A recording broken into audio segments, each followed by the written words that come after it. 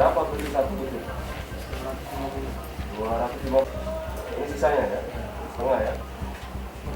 Berapa ya? Setiap minggu pakai? Kapan pakainya? Tiap bulan atau sekali sebulan atau seminggu sekali?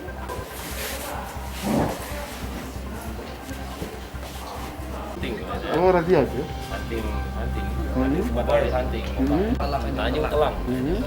Pada saat itu ceritakan mengenai proses penangkapannya kan? Saat digeledah ditemukan barang bukti berupa ekstasi yang dilempar oleh saudara Andi ke luar.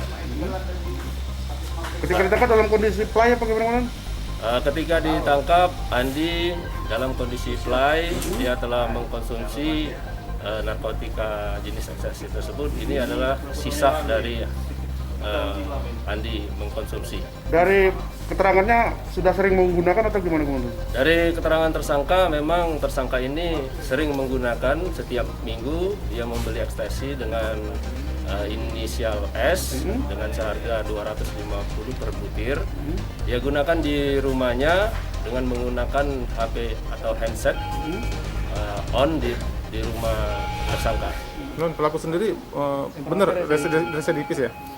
Benar, pelaku residivis. Jangan lupa subscribe, share, komen, dan like ya.